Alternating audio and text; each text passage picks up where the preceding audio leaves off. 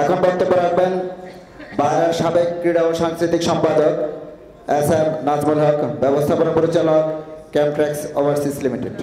আমি কিছু ইনফরমেশন আপনাদের কাছে শেয়ার করতে চাই। আমরা এখানে যারা আছি আমরা সবাই ইতিমধ্যে ইনফর্ম যে কোথায় কিভাবে সিন্ডিকেট হচ্ছে, কোন দেশে। ইতিমধ্যে মালয়েশিয়াতে তো একটা বড় ডিজাস্টার হয়ে গেল এবং আমরা জানি কিন্তু এই সিন্ডিকেটের মহানায়ককে এবং এর পরিচালককে আমরা সবাই জানি, মোটামুটি ইনফর্ম। এবং আমরা এও জানি এইবার 2024 নির্বাচনের সেই সিন্ডিকেটের একজন মহানায়ক আপনার প্রেসিডেন্ট প্রার্থী, আমি তার নাম উচ্চারণ করতেছি না, এটা আপনারা সবাই জানেন। তিনি গতই 10ই জুলাই আপনার ভিক্টোরিয়া একটা প্রোগ্রামে তিনি একটি বক্তব্য উপস্থাপন করেছেন। তিনি যদি নির্বাচিত হন তাহলে মন্ত্রণালয় বা বিএমইটিতে একটি সিস্টেম ইমপ্লিমেন্ট করবেন এবং সেই সিস্টেমে কি থাকবে, সবাই ইকুইভ্যালেন্ট বিজনেস পাবে। আমার আপনাদের কাছে একটি প্রশ্ন, আমার ব্যবসা কি আপনি করতে পারবেন আর আপনার ব্যবসা কি আমি করতে পারবো কিনা? আপনার ব্যবসা কি আমাকে দিবেন, আমার ব্যবসা কি আমি আপনাকে দিব?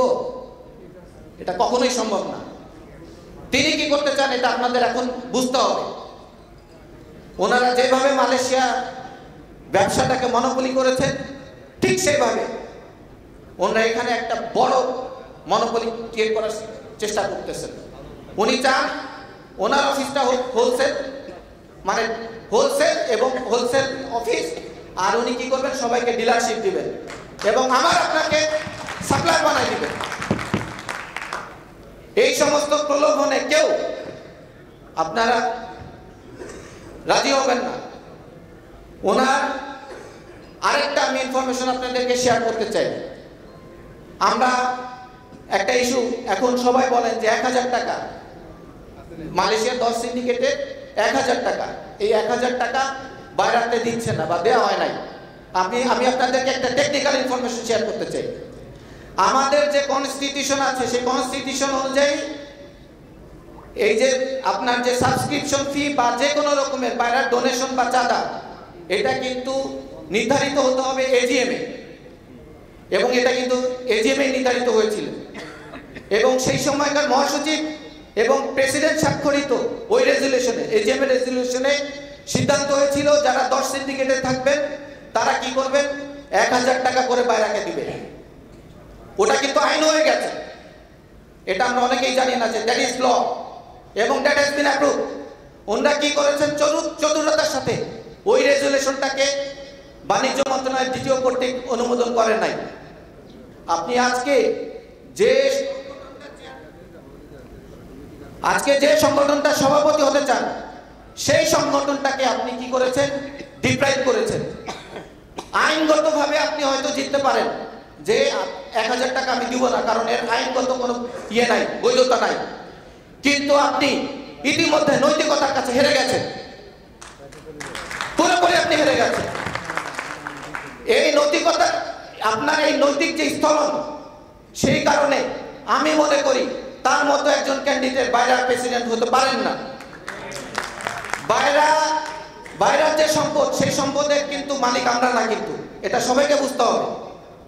আজকে আমার আপনার লাইসেন্স আছে, আজকে আমার আপনার মেম্বারশিপ আছে, আমরা বাইরের সমস্ত অ্যাক্টিভিটিসে নিজেদেরকে ইনভলভ করতে পারি, এটা হচ্ছে আমাদের সাংগঠনিক অধিকার।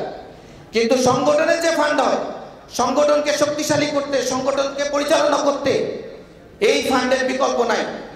সেই সংগঠনকে আপনি কি করেছেন, এই ফান্ড থেকে আপনি ডিপ্রাইভ করেছেন।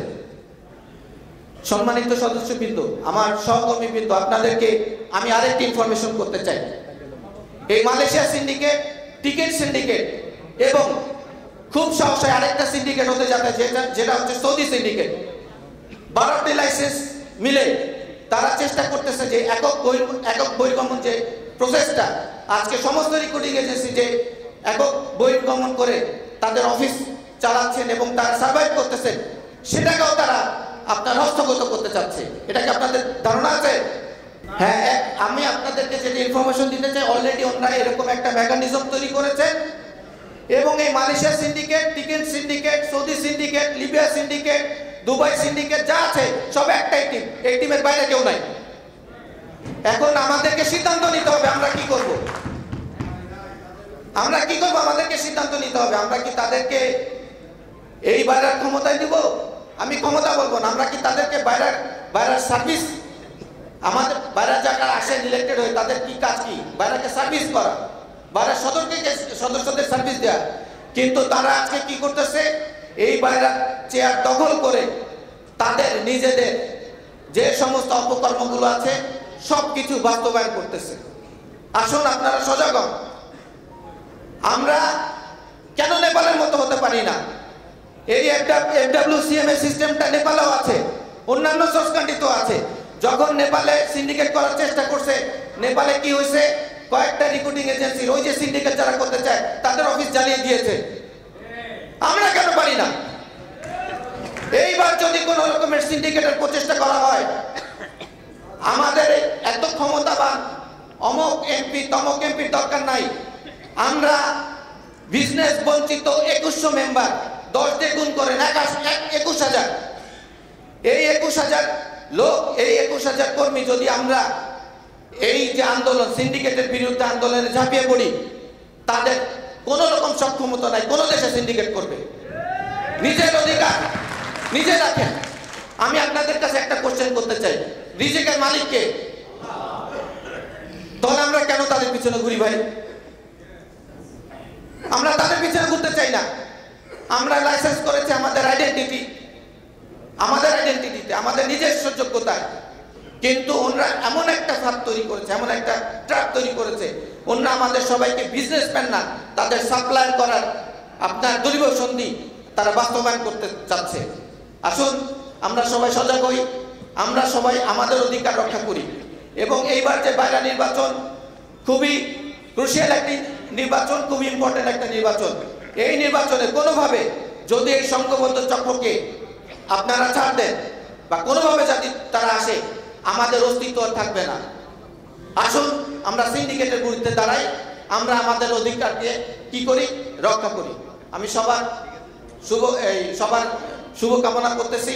এবং আপনারা যারা এখনো ভোটার হন নাই, আমি আপনাদেরকে বিনীত অনুরোধ করছি আপনারা সবাই ভোটার হবেন। সবাই ভালো থাকবেন। আসসালামু আলাইকুম।